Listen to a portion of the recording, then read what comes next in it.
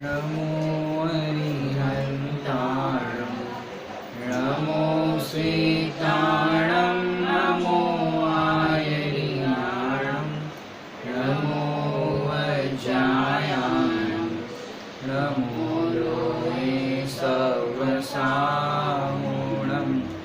सतीर्थवीर प्रभु का जग में प्रवर्ते निज तत्व बोध पाकर सब लोक हर्षे दुर्भावना न आवे मन में कदापि निर्विघ्न निर्विकारी आराधना प्रवर्ते।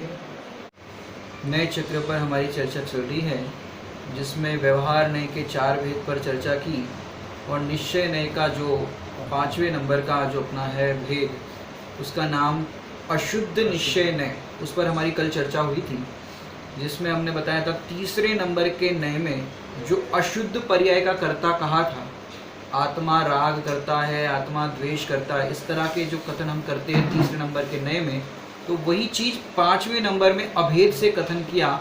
जैसे यहाँ पर कहा यह राग करता है, तो वहाँ पर क्या कथन बना, रागी है। पाप करता है तो पापी है। इस तरह का तीसरे से 5वां, तीसरे में भेद से कथन और 5वें जो निश्चय नय का भेद है, अशुद्ध निश्चय नय, वहाँ पर अभेद से कथन। यहाँ पर चार्ट से अपन थोड़ा देखते हैं। अशुद्ध पर्याय से अभेद कहना और जानना, 5वें नंबर के नय का काम क्या है, अशुद्ध पर्याय से अभेद कहना और जानना। यहाँ पर मानने की बात ही नहीं आएगी, यहाँ पर तो कहना और जानना। कैसे कहना और जानना कि यहाँ पर जैसे भी आपको समझाया था, रागी या विकारी, संसारी, मिथ्या दृष्टि, ये व्यवहार के ही कथन इस तरह से होंगे। पाप कैसे है कि पाप अत्यंत हेय है।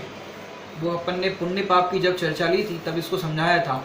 पुण्य कथनचित उपादेय है, इस तरह की अपन ने ली थी। कथनचित हेय है, कथनचित उपादेय है, ये अपन ने पुण्य पाप की जब चर्चा की थी तब उसका हमने लिया था।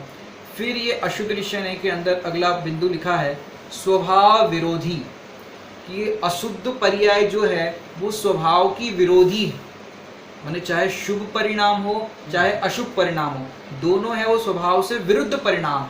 वो मेरा स्वभाव नहीं, ये दोनों है आत्मा के विरुद्ध परिणाम, माने विकारी परिणाम है। और आत्मा का स्वाभाविक परिणाम कौन सा है कि उसका जो शुद्ध परिणमन है, जो ज्ञान दर्शन देखना, वो है उसका शुद्ध, वो है उसका स्वाभाविक परिणमन। और जो राग द्वेष आदि है वो है उसका वैभाविक परिणमन। तो स्वभाव का विरोधी है। और ये 5वें नंबर का जो विषय है, माने अशुद्ध पर्याय को अभेद कहना, तो कह रहे हैं वो अशरण है, वो भी शरण नहीं है। फिर क्या कह रहे हैं, परम शुद्ध निश्चय नय से निषेध। ये निषेध निषेधक संबंध हम आपको भी कुछ देर में बताएंगे। ये 5वें नंबर के नय के अंदर बात हमने की। 5वें नंबर के नय में 2-3 बातें आप ध्यान रखना। एक तो पहले नंबर अशुद्ध पर्याय को अभेद करके कथन करता है।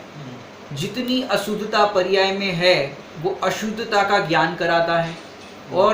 और ये जो नय है उसमें अशुद्धता का ज्ञान कराते हैं, तो अशुद्ध सिद्ध नहीं करना है, लेकिन अशुद्धता छोड़ करके शुद्धता प्रकट करे, इस पुरुषार्थ के लिए ये बात की जाती है। जिस नय की अपनी चर्चा चल रही है, नाम ही है इसका अशुद्ध निश्चय नय, माने अशुद्धता का निश्चय कराता है, आत्मा का निश्चय नहीं कराता, इसीलिए इसका नाम है अशुद्ध निश्चय नय।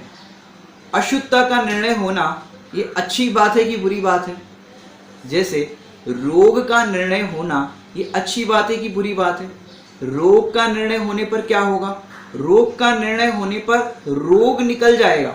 ऐसे ही अपने में पाप का निर्णय होने पर, राग का निर्णय होने पर, द्वेष का निर्णय होने पर, रोग का निर्णय होने पर क्या होगा कि वो रोग है वो निकल जाएगा, वो पाप है, राग है, द्वेष है, वो निकल जाएगा। उन राग द्वेष की बात जो अपन करते हैं, तो वो राग द्वेष है तो सही, लेकिन होने पर क्या होगा कि वो राग द्वेष है वो निकल जाएंगे। और मैं तो, मेरा स्वभाव तो जानना देखना है, वो ज्यों का त्यों रह जाएगा। और जो विकारी परिणाम है वो सारे निकल जाएंगे। ये राग का निर्णय होना ये अच्छी बात है कि बुरी बात है? द्वेष का निर्णय होना ये अच्छी बात है कि बुरी बात है? ये अच्छी बात है, जिससे क्या होगा कि इतना इतना विकारी परिणाम अभी विद्यमान है। तो ऐसा जानने पर रोगी कहा, जैसे जितना जितना कमजोरी होती है उतना उतना कहा जाता है, रोग का निर्णय होने पर रोगी कहने में आता है, लेकिन रोग है वो निकल जाता है और उस जो पेशेंट है, आदमी है, वो जो का त्यों रह जाता है, माने उसमें कुछ नहीं होता, रोग निकलता है, आदमी रह जाता है। ऐसे ही आत्मा में से विकारी परिणाम है वो निकल जाते हैं, उसका अभाव हो जाता है, और आत्मा है वो जो का त्यों रह जाता है। रोग निकलेंगे लेकिन मैं नहीं निकलूंगा, राग निकलेगा लेकिन मैं नहीं निकलूंगा। रोग होने पर कोई अपने को परमानेंट रोगी मानता है क्या?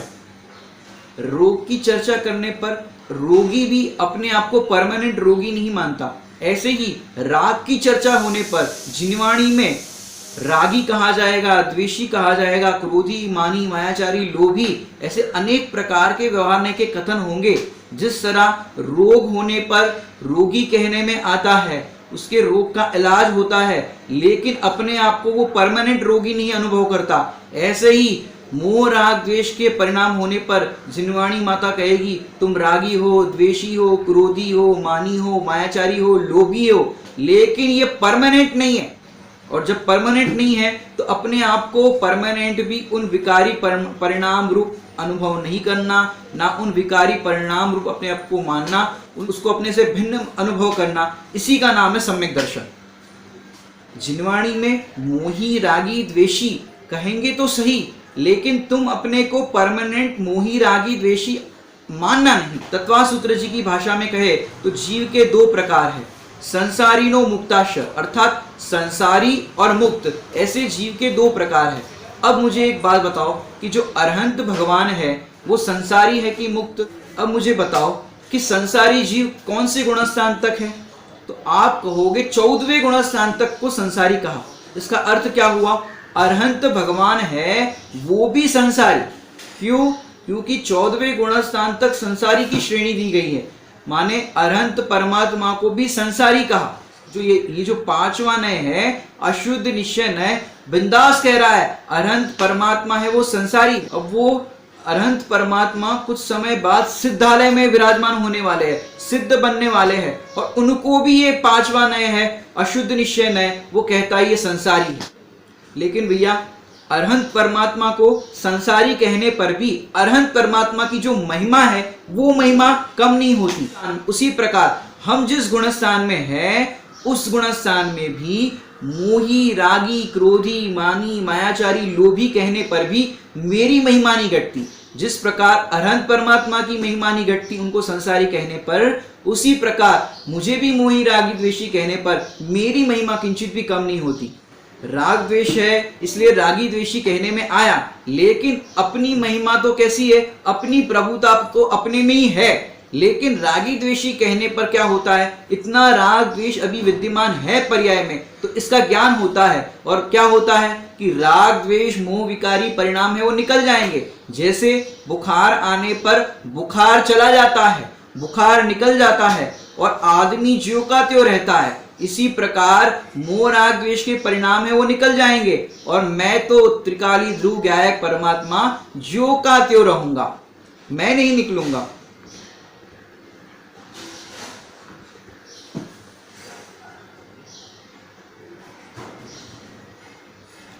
ये देखो 5वें नंबर के नए अशुद्ध निश्चय नए में भी ये सम्यक दर्शन का विषय निकला कि इसमें भी हम अशुद्धता से भिन्न अपने आप को अनुभव करें, अशुद्ध परिणामों से भिन्न अपने को अनुभव करें, तो उसी समय सम्यक दर्शन माने अशुद्ध निश्चय नहीं से भी सम्यक दर्शन का विषय निकलता है। इसमें भी हम सम्यक दर्शन कर सकते हैं। लिखा होगा ग्रंथों में पापी है, रागी है, द्वेषी है, लेकिन आप अपने आप को उस रूप अनुभव नहीं करना। जो हमने पहले दिन आपको बताया था, जैसा कहा जाए वैसा मानना नहीं।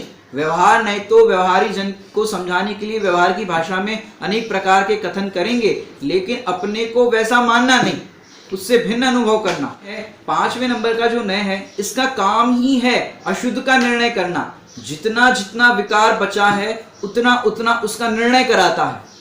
जैसे आप मेडिकल चेकअप कराने गए और मेडिकल चेकअप कराने जाते हो तो वहां पर अच्छी रिपोर्ट मिलती है कि सच्ची रिपोर्ट मिलती है?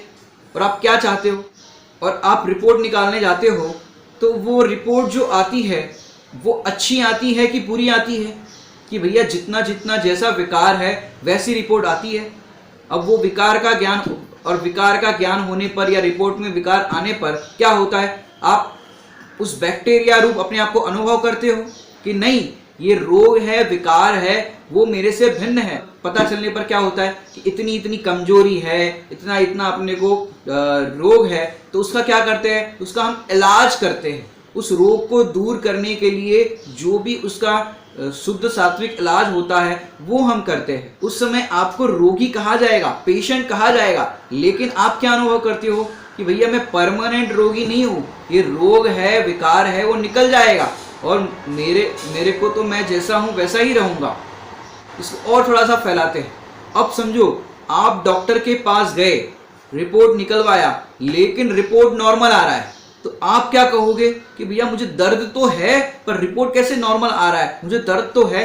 अब आप इस दर्द का चेकअप कराने के लिए इतने इतने डॉक्टरों के पास चले गए, कितने ही रिपोर्ट निकलवाए, कभी बंबई चले गए, कभी दिल्ली चले गए, ऐसे 1 महीना तक आप इस तरह से डॉक्टरों के हॉस्पिटल के चक्कर काटते रहे, लेकिन हुआ क्या, उस रोग का निदान नहीं हो पाया।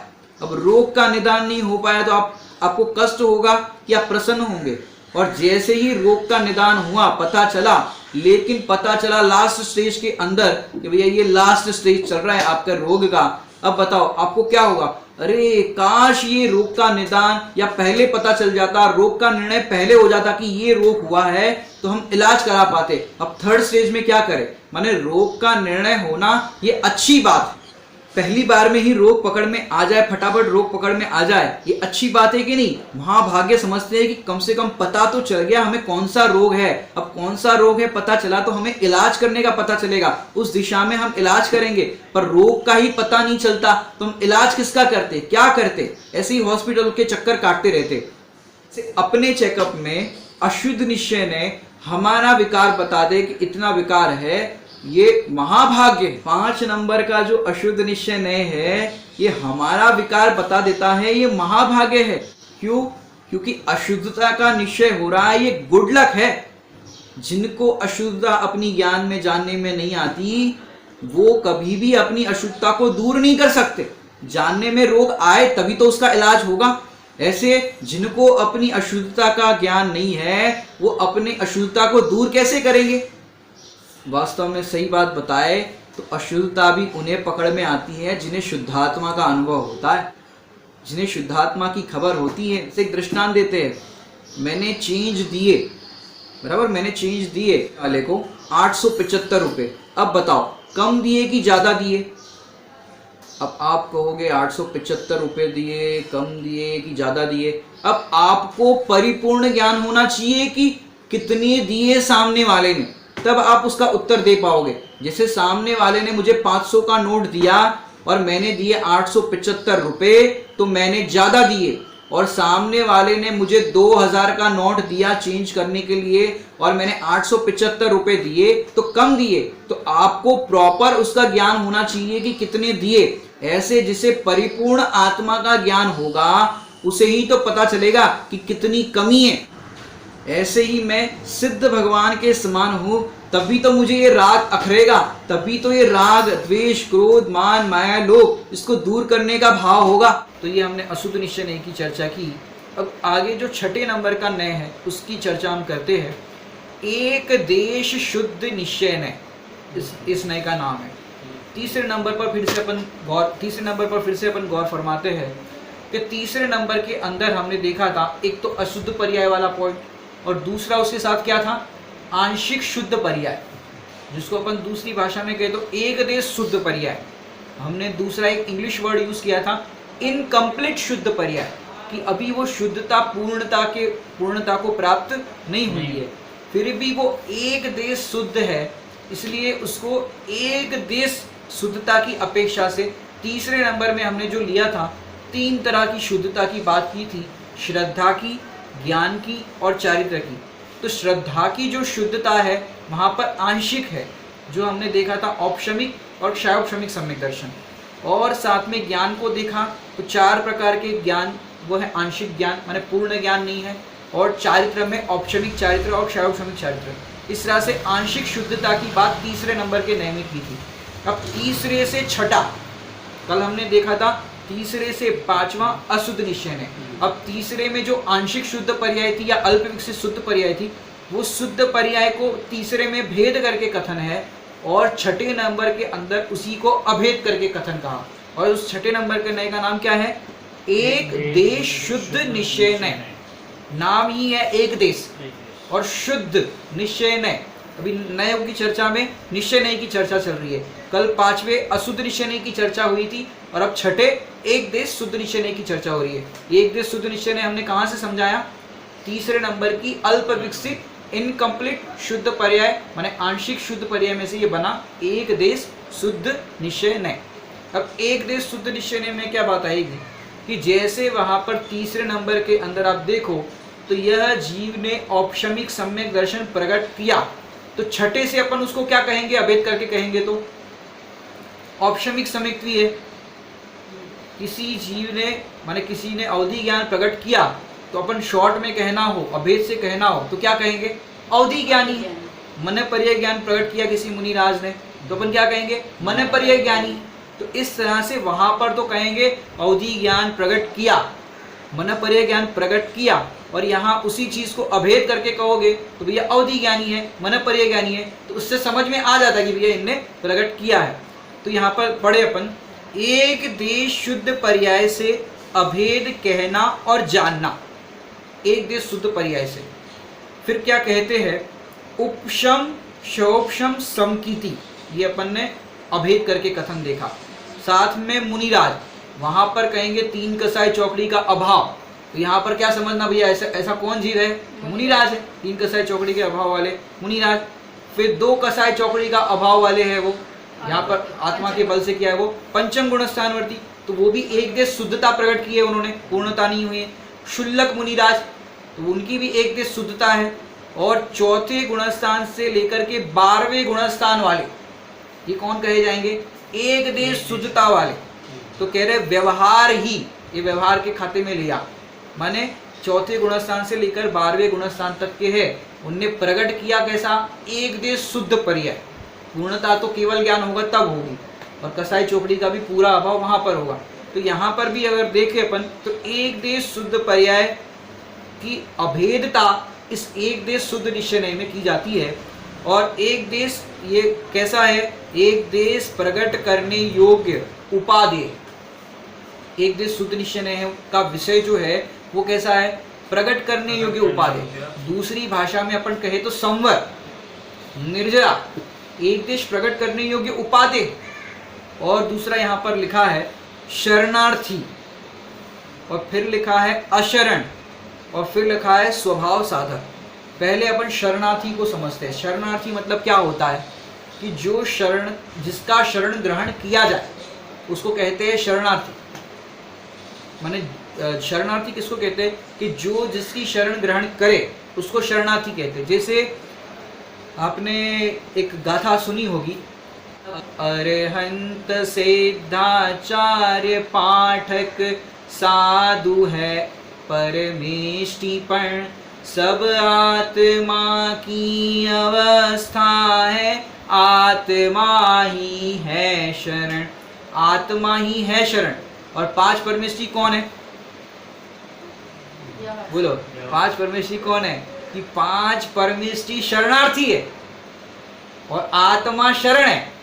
कि आत्मा की शरण ग्रहण करने वाले को मुनि दशा होती है, आत्मा की शरण करने वाले को आचार्य उपाध्याय साधु, और आत्मा की शरण ग्रहण करने वाले को अरहंत दशा, और आत्मा की शरण ग्रहण करने वाले को सिद्ध दशा।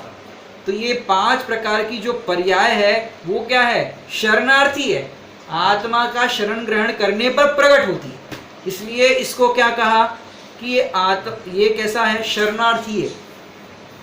और फिर असरण, माने एक देश है, पूर्ण देश नहीं है, इसलिए कह रहे असरण है। एक देश शुद्ध निश्चय नय का जो विषय है वो असरण है।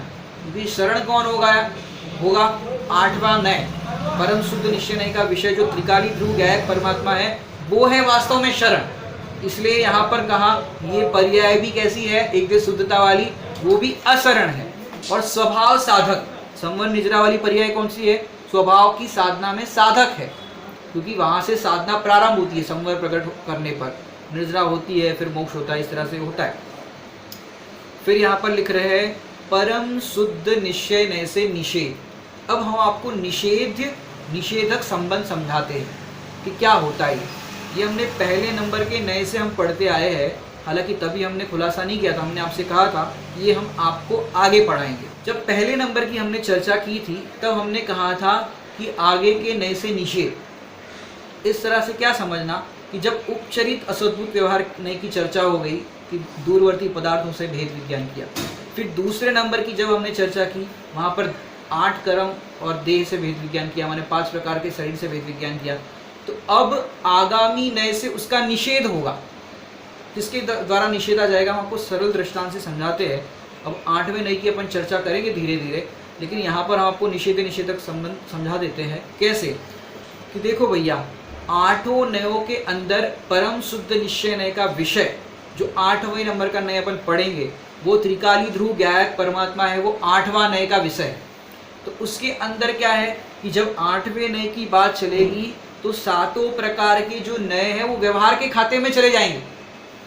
ये क्या बात हो गई, 4 व्यवहार तो सुने थे, अब कह रहे 7 प्रकार के व्यवहार।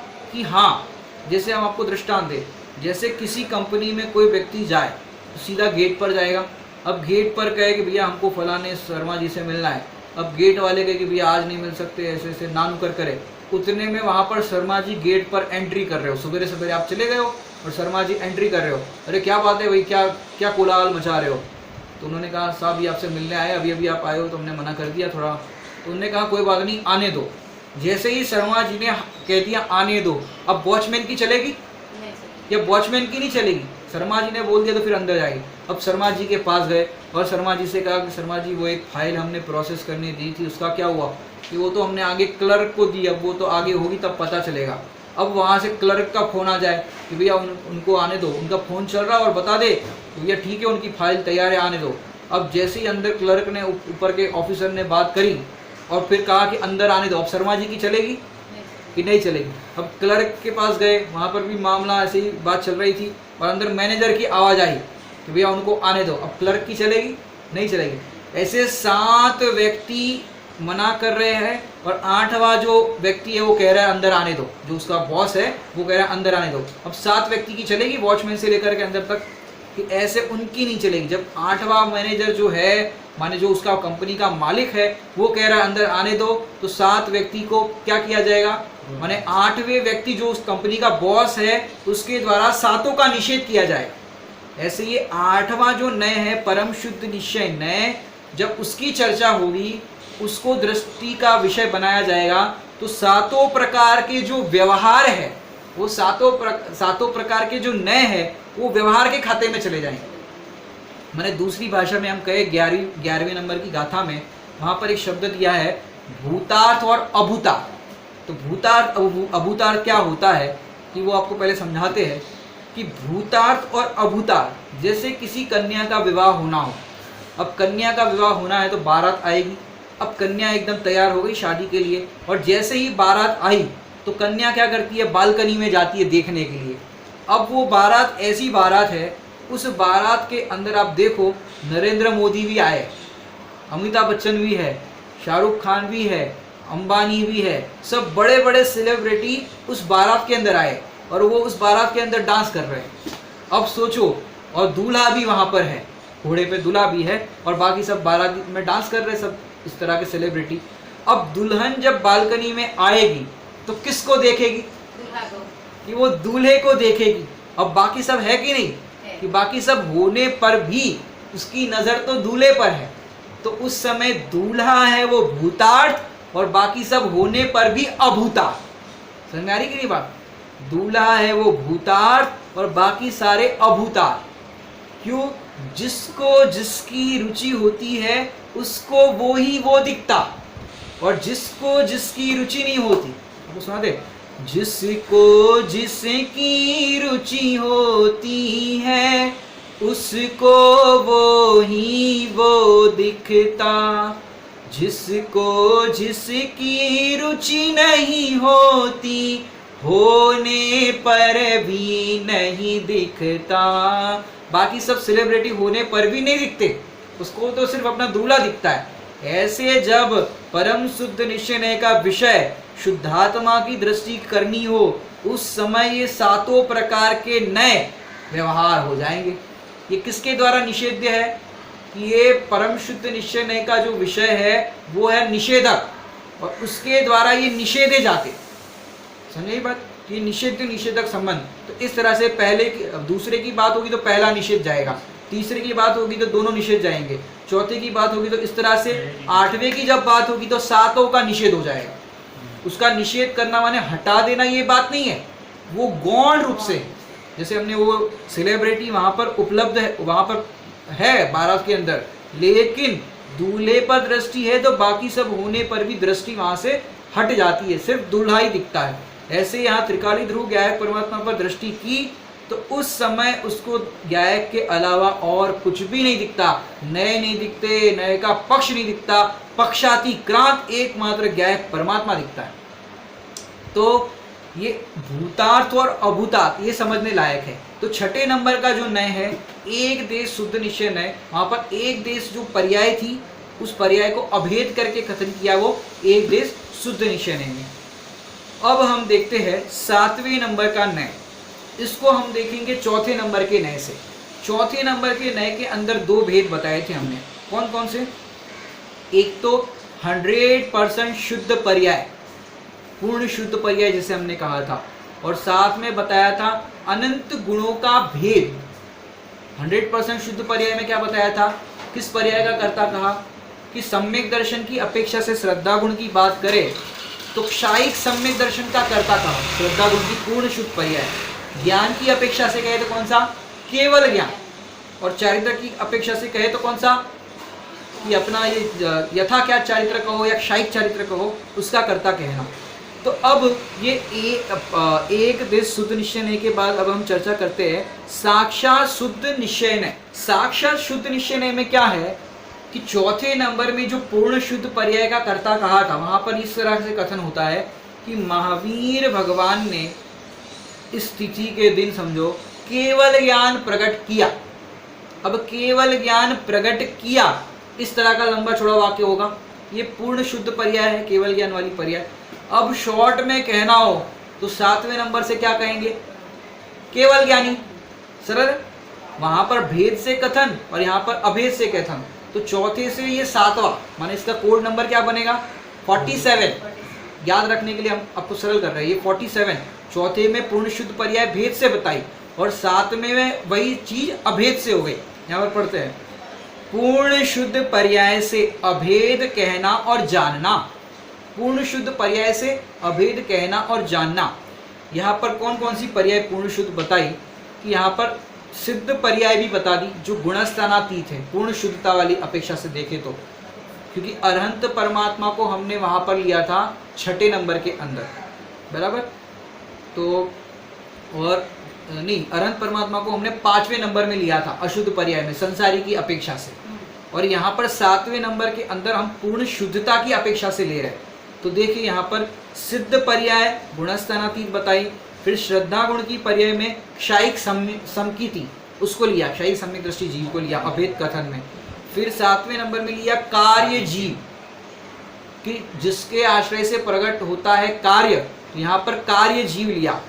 फिर यहाँ पर लिया कार्य परमात्मा, यहाँ पर पूर्ण दशा प्रकट होगी वो है कार्य परमात्मा, उसकी अपन चर्चा लेंगे अभी। फिर लिया है चौथे गुणस्थान से सिद्ध तक, ये जो पर्याय बताई साक्षात शुद्ध पर्याय चौथे से सिद्ध तक। क्यों?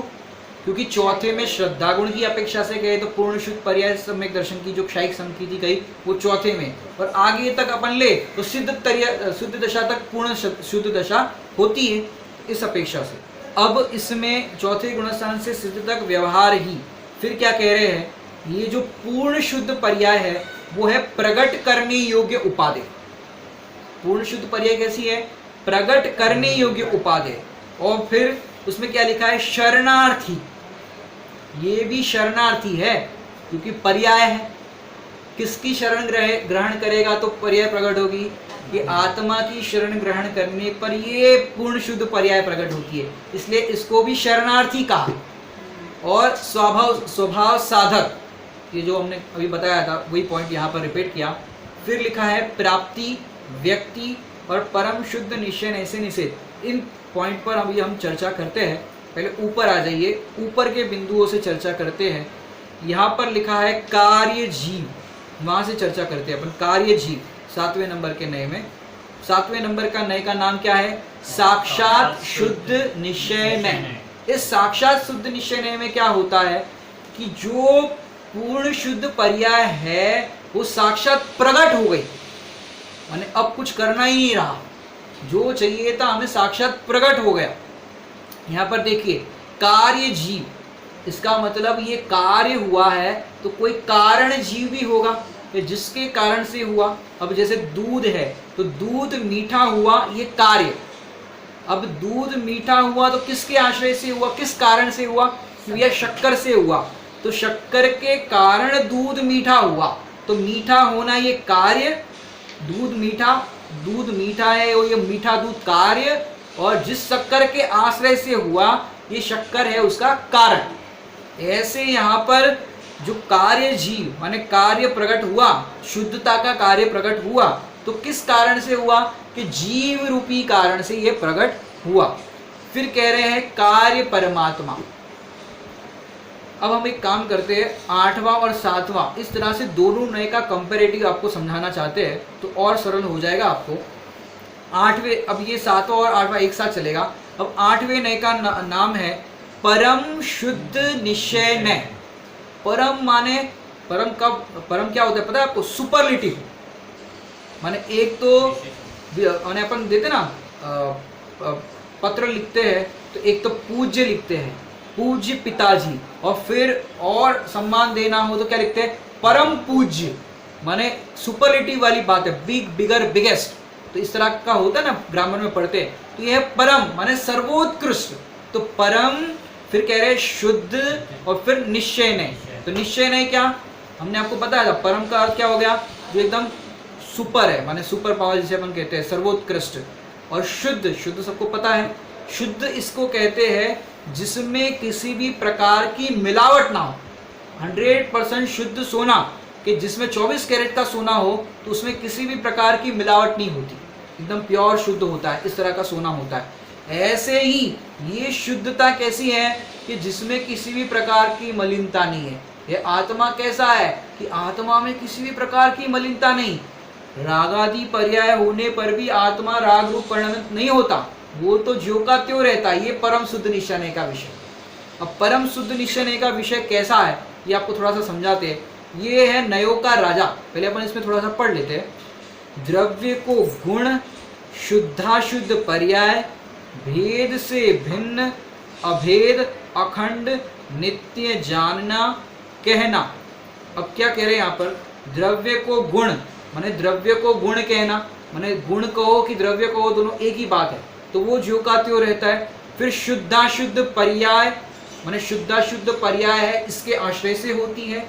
और भेद से भिन्न माने यहाँ पर देखो, आत्मा को समझाना हो तो भेद करके भी समझाया जाता है, और जब भेद विज्ञान करना हो तो भिन्नता भी बताई जाती है। आत्मा से ये भिन्न है, इस तरह से भेद विज्ञान कराया जाता है आत्मा का परम शुद्ध निश्चय से।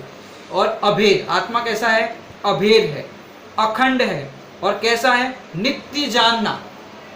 आज है, कल है, अनादि से नहीं, हमेशा ये ऐसा रहने वाला है, त्रिकाल, जो का त्यों रहने वाला है। जैसे शक्कर मीठी है, अग्नि गर्म है, नींबू खट्टा है, इस प्रकार जो वस्तु का स्वभाव है कभी बदलता नहीं है, अप्रभावी रहता है। वैसे ये परम शुद्ध निश्चय का जो विषय है वो ज्यों का त्यों रहता है आत्मा, जो कभी अशुद्ध नहीं हुआ और न कभी शुद्ध होगा। कितनी सुंदर बात बताई, जो कभी अशुद्ध नहीं हुआ और न कभी शुद्ध होगा। जो कभी अशुद्ध ही नहीं हुआ वो कभी शुद्ध कैसे क्या होगा? जैसे आप लोग वॉशरूम जाते हो तो वॉशरूम में टॉयलेट सोप होती है, टॉयलेट सोप जिससे आप अपने 3 बार हाथ धोते हो। अब 3 बार जिससे आप हाथ धोते हो वो जो साबुन है वो शुद्ध है कि अशुद्ध है? अशुद्ध है। अब वो अशुद्ध साबुन है, जैसे कोई एक व्यक्ति गया या आप भी गए, एक बार आपने हाथ धो लिए, अब वो साबुन कैसी हो गई? अशुद्ध हो गई। अब दोबारा आप वॉशरूम में जाओगे, फिर किससे हाथ धोओगे? उसी साबुन से हाथ धोओगे। अब उसी वो जब साबुन अशुद्ध हो गई तो फिर दोबारा आपके हाथ कैसे शुद्ध होंगे? एक बार आपके हाथ उससे धुल गए और आपके हाथ धुलने से अशुद्ध हाथ से साबुन अशुद्ध हो गई, अब दोबारा आप वॉशरूम जाओगे तो हाथ धोगे तो साबुन कैसी? अशुद्ध है। अब अशुद्ध से तुम्हारे हाथ शुद्ध कैसे होंगे? कि भैया ये टॉयलेट सोप जो है वो अशुद्ध नहीं हुई, अगर अशुद्ध हो जाती तो दोबारा आप हाथ कैसे धोते? समझ आ रही बात? उसको दोबारा जितनी बार हाथ धोगे आपके हाथ उससे शुद्ध होते जाएंगे। समझ आ रही बात? ऐसे ये परम शुद्ध निश्चय का जो विषय है, अनंत पर्याय ऐसी मलिन आ गई और इस मलिन पर्याय के आने पर भी ये परम शुद्ध निश्चय का जो विषय है भगवान आत्मा, वो अशुद्ध नहीं हुआ। और जितनी अशुद्ध पर्याय आई और गई, उस टाइम पे भी आत्मा तो शुद्ध ही रहा ज्यों का त्यों, उसमें किसी भी प्रकार की अशुद्धता आई ही नहीं। अब वो टॉयलेट सोप है वो अशुद्ध हो गई तो फिर शुद्ध कैसे करोगे? कि जो कभी अशुद्ध हुई नहीं और शुद्ध होना नहीं, ऐसे ये मलिन पर्याय आने पर आत्मा अशुद्ध हुआ नहीं और शुद्ध होना नहीं, तो ऐसा ज्यों का त्यों त्रिकाल रहने वाला जो गायक परमात्मा है, वो है परम शुद्ध निश्चय का विषय, जिसमें किसी भी प्रकार की मलिनता नहीं। अभी हमने कुछ दिनों पहले आपको सुनाया था, दूसरे अपने विषय चल रहा था, पर्यायहीनता से मुझ में कमी न आई, पर्यायहीनता से, कि पर्याय में रागादि भाव होने से, क्रोध का परिणाम होने से मेरे में मलिनता नहीं आई, मैं तो ज्यों का त्यों सुरक्षित हूँ, मैं कभी अशुद्ध हुआ ही नहीं। सोचो कितना बढ़िया बात बता दी। हम दुखी होते रहते हैं, हम अशुद्ध हो गए, हम रागी हो गए, क्रोधी हो गए, अरे तू हुआ ही नहीं, कि तेरे में कभी अशुद्धता आई ही नहीं। अशुद्धता आ जाए तो तू अशुद्ध हो जाए, लेकिन तू तो ज्यों का त्यों रहता है, जिसमें किसी भी प्रकार की मलिनता का स्पर्श ही नहीं होता, ऐसा तू सुपर पावर है। अब फिर क्या कह रहे हैं? नयों का राजा, ये 8वां जो नय है परम शुद्ध निश्चय का विषय, ये है नयों का राजा। जो भी हमने निषेध निषेधक संबंध बताया था कि जब बॉस बात करेगा तो बाकी सबका निषेध हो जाएगा। जैसे 8वें नय की जब बात होगी तो 7 नए व्यवहार के खाते में चले जाएंगे। फिर क्या कह रहे हैं यहाँ पर नयों का राजा की बात? त्रिकाली स्वभाव, कि जो शाश्वत रहने वाला है, जो कभी भी बदलने वाला नहीं है, ऐसा मेरा स्वभाव है, ये त्रिकाली स्वभाव। फिर कह रहे हैं द्रव्य स्वभाव ग्राही पंचाध्यायी। पंचाध्याय नए की भाषा में कहे ये परम शुद्ध निश्चय का जो विषय है वो द्रव्य स्वभाव का ग्रहण करने वाला है, पर्याय को ग्रहण नहीं करता, पर्याय से अप्रभावी है, ये द्रव्य स्वभाव है, माने द्रव्य का आश्रय करने वाला विषय है। फिर प्रतिपाद्य, यहाँ पर प्रतिपाद्य लिखा है, माने ये परम शुद्ध निश्चय का विषय है, वो प्रतिपाद्य है, माने ये वस्तु स्वरूप को बताने वाला है, जैसा है वैसा प्रतिपादन करने वाला है, ये प्रतिपाद्य है। फिर कह रहे हैं कारण जीव, और 7वें नंबर में बताया था कार्य जीव। अब इसको हम थोड़ा सा समझाते हैं, कारण जीव और कार्य जीव, इसलिए हमने दोनों साथ में लिए। 8वां नय परम शुद्ध निश्चय नय, 7वां नय साक्षात शुद्ध निश्चय नय। अब 8वें नय में देखो कारण जीव, तो कारण क्या है कि कारण के आश्रय से कार्य प्रकट होता है, ये न्याय है। क्या कहा? कारण के आश्रय से कार्य प्रकट होता है। जैसे घर में समझो अपने पास 10 लीटर दूध पड़ा है, अब 10 लीटर दूध है, घी की एक बूंद नहीं है और घर में मेहमान आ गए, अब बताओ घी की पूड़ी बनेगी कि नहीं पड़ेगी? घर में एक बूंद भी घी की नहीं है और मेहमान आ गए, 10 मेहमान, अब जल्दी जल्दी भोजन कराना है तो पूड़ी बनानी थी, गर्मा गर्म पूड़ी बनानी है, अब घी की पूड़ी बनानी है, तो अब बताओ घी एक बूंद भी नहीं है, अब बताओ भोजन करा सकते हो कि नहीं करा सकते? भैया 10 लीटर दूध पड़ा है तो वो है कारण, उसके अंदर घी है, अब उस घी मलाई निकाल करके उसकी प्रोसेस करो तो घी निकलेगा।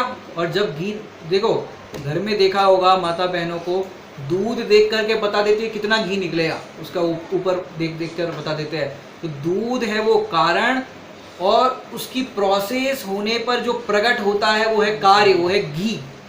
कैसे होता है कि दूध को जो भी उसको घी बनाने की विधि है, मलाई को अपन तपाते हैं और इस तरह से घी निकालते हैं। तो पहले अपन ने दूध देख करके बोला, जैसे 1 लीटर दूध है तो भैंस का दूध था, तो कहा कि भैया इसमें 100 ग्राम घी निकलेगा।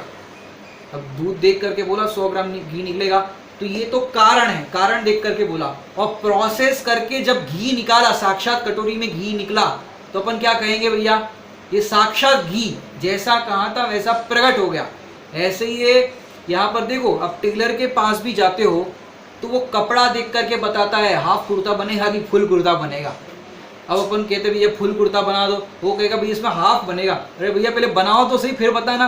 अरे भैया हमको तो अभी इसके अंदर कुर्ता दिख रहा है, माने उस टेलर को उस कपड़े के अंदर कुर्ता उसी समय दिख रहा है। शिल्पकार को पत्थर के अंदर प्रतिमा दिखती है। ऐसे ही जो परम शुद्ध निश्चय नय का विषय जो है भगवान आत्मा, उसका आश्रय करते हैं, उसकी दृष्टि करती है, उसको तो कार्य यूं दिखता है। कैसे दिखता है? परम शुद्ध निश्चय नय का आश्रय करने वाले को तो मोक्ष दिखता है। माने इतना सरल है, आत्मा की दृष्टि करने पर प्रकट, माने ये नगद का व्यापार है। माने ऐसा नहीं कि बाद में मिलेगा। आप जिस समय आत्मा की दृष्टि करोगे उसी समय आपको शुद्ध पर्याय प्रकट होगी। और अब तक हम अपने आप को दीनहीन पामर अनुभव करते थे, भगवान के सामने दर्शन करने जाए तो भी अपने आप को दीनहीन पामर अनुभव करते थे। जयमाला के अंदर बहुत सुंदर लाइन लिखी, विस्मय से प्रभु वर था तुमको निरखता, महामूढ़ दुखिया स्वयं को समझता। कि अपने आप को महामूढ़ दुखिया समझता था, और फिर जब पता चला दृष्टि हुई आप सम ही प्रभो, जब परिणति भी होगी तुम्हारे ही सम, तब परिणति भी भगवान आपके समान होगी। आपने अपने स्वभाव का आश्रय किया, आप सुखी हो गए, मैं अपने स्वभाव का आश्रय करूंगा, मैं भी सुखी हो जाऊंगा। विधि तो यही है। दर्शन करने जाओ तो कैसे करने जाओ? भगवान के दर्शन ऐसे करो कि मानो मुक्ति ही मिल गई, क्योंकि मुक्ति के दातार है।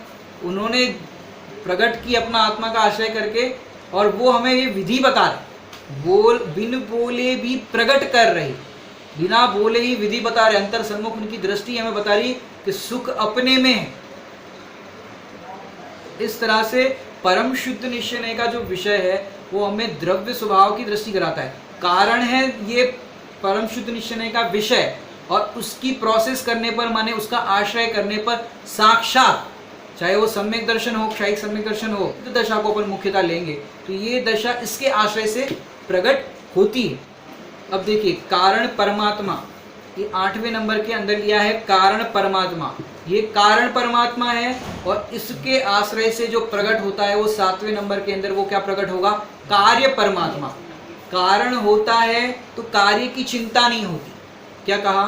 कारण होता है तो कार्य की चिंता नहीं होती, अपने आप कारण के विश्वास से सब काम हो जाता है। जैसे आपको दृष्टांत दे, जैसे आपके घर में दृष्टांत देते हैं, आपके घर में शाम को भोजन का समय हो गया हो, तो आपने अपना भोजन कर लिया, फिर भी अंत पूरा होने में, माने सूर्यास्त में समझो अभी भी 20-25 मिनट बाकी हो, समझो अपने हिसाब से जो बोलते हैं अपन, उतने में तुम्हारे घर पर मामा आ जाए। अब मामा आ गए, अब लेट हो गए थे समझो, लेकिन अभी सूर्यास्त नहीं हुआ था, तो फिर क्या कहोगे आप? मम्मी क्या कहेगी कि आओ भैया बैठ जाओ भोजन करो। अब लड़का कह रहा है कि मम्मी हमने अभी रोटी मांगी तो तुमने डब्बा देखा है, बम रोटी तो है नहीं। और जैसे मामा को कहा आ जाओ भैया हाथ मुँह धो बैठ जाओ भोजन करने, लड़का बोला मम्मी भोजन तो, अरे चुप, ऐसे नहीं बोलते।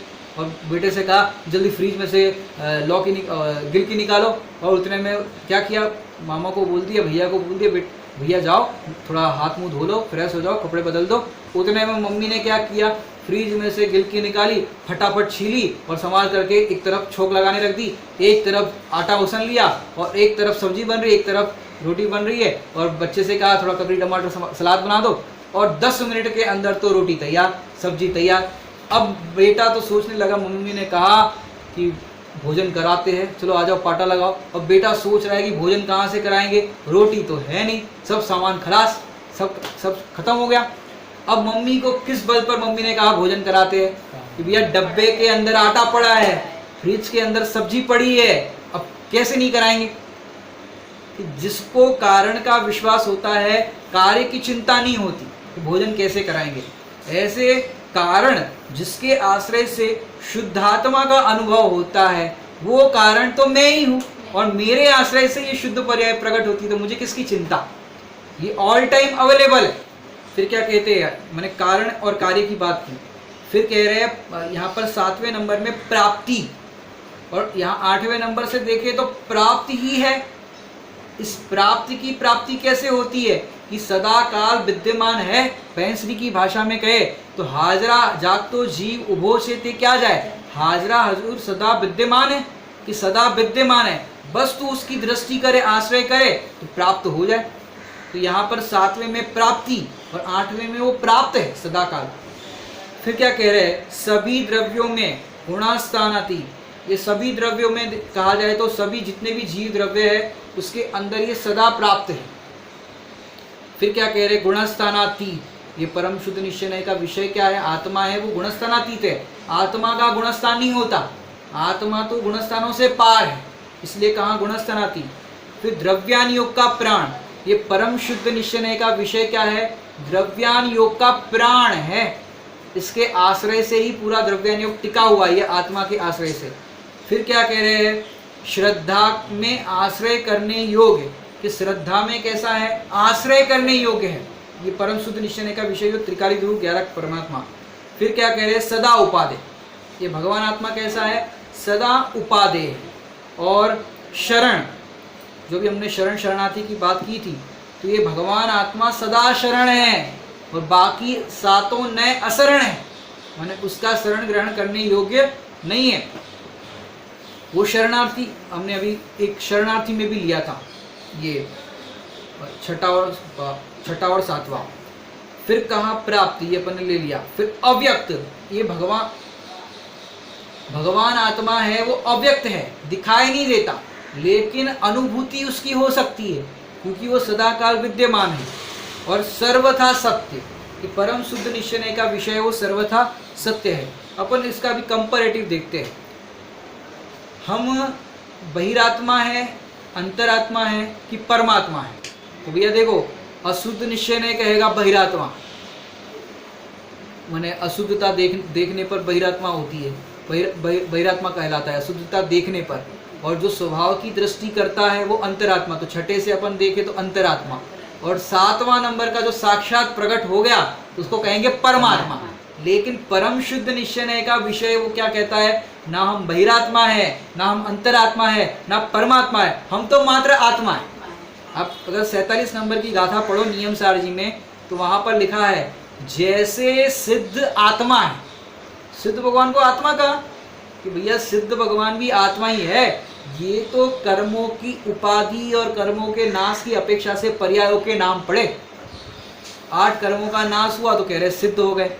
जो अनादि से सिद्ध था कि कर्मों ने मुझे छुआ ही नहीं, कर्मों ने मेरा बिगाड़ सुधार कुछ किया ही नहीं, कर्म मुझे सुखी दुखी करते ही नहीं, ये बात सिद्ध हो गई 8वें नय का विषय समझने पर कि भाई 8वें नय का विषय जो है भगवान आत्मा, उसका आश्रय करने पर सिद्ध हो गया कि मैं तो पर्यायों से पार हूँ, ना शुद्ध पर्याय वाला हूँ ना अशुद्ध पर्याय वाला हूँ, मैं तो पर्यायों से पार त्रिकाली ज्ञायक परमात्मा हूँ जिसमें किसी भी प्रकार की मलिनता नहीं है।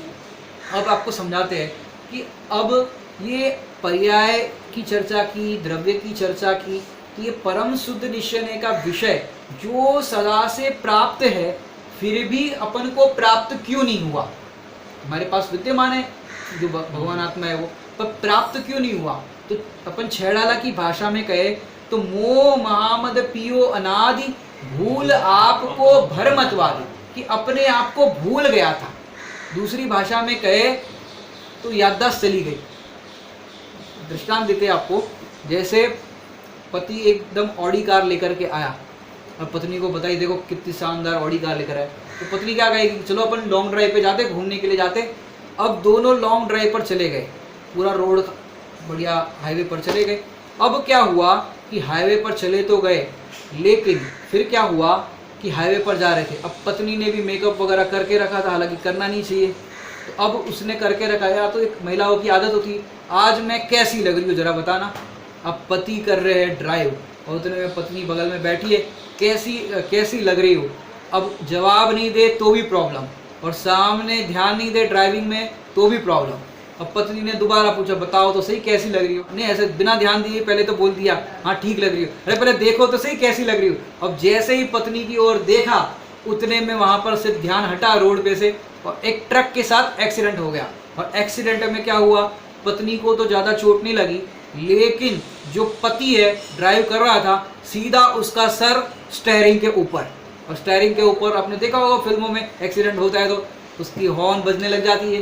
अब जैसे तैसे वहाँ पर 108 आती है एम्बुलेंस। अब एम्बुलेंस आई, हॉस्पिटल लेके गए, सब इलाज वगैरह शुरू हो गया, और डॉक्टर ने बोला आपके पति की याददाश्त चली गई। अब वो भूल गए हैं वो कौन है, आपको भी नहीं जानेंगे। उनको धीरे धीरे याद दिलाने की कोशिश करना, ज़्यादा दिमाग पे लोड मत देना, तो धीरे धीरे अपने आप याद करेंगे, उनको याद आएगा तो धीरे धीरे ठीक हो जाएंगे। अब पत्नी का तो धर्म है पति की सेवा करना। अब वो सेवा कर रही है, हर तरह से वो पति का ध्यान रख रही है। अब हुआ क्या कि पत्नी इतनी सेवा कर रही थी, उतने में वो जो पति था, माने अभी तो याददाश्त चली गई है, अब याददाश्त चली गई तो पता नहीं, अब सेवा कर रही थी तो उससे अनुराग हो गया, ये मेरी कितनी सेवा करती है, मेरा कितना ध्यान रखती है। तो उसने एक दिन कहा, अजी सुनती हो, मैं तुमसे शादी करना चाहता हूँ, तुम मेरा इतना सेवा करती हो, इतना ध्यान रखती हो। तो उसने कहा तुम मेरे से शादी कर लो, और उसने 3 अक्षर कही थी, आई लव यू। अब क्या हुआ कि अब वो रोने लग गई। ये अच्छी बात है, ये बुरी बात है, अपनी तो पत्नी से कह रहे हैं वो, लेकिन वो रोने लग गई। अब डॉक्टर सब जमा हो गए, भी क्या बात हो गई है, ये कैसी बात करते हैं, मेरे से शादी करना चाहते हैं। अरे आप टेंशन मत लो, धीरे धीरे याददाश्त आएगी, वो सही हो जाएंगे। फिर एक दिन, काफ़ी दिन मतलब सेवा करने के बाद, 1 आध महीने बाद देखा तो उसने कहा, अजी सुनती हो, मेरे चाय का टाइम हो गया और तुम टाइम नहीं लाई, चाय लेकर नहीं आई। जैसे वो पहले पुकारते थे वैसे ही उन्होंने पुकारा, और ऐसे तुम्हारा दिमाग खराब हो गया, मेरा चाय का टाइम हो गया और तुम चाय नहीं दे रही हो। अब जैसे पहले वो कहते थे वैसे ही उन्होंने कहा।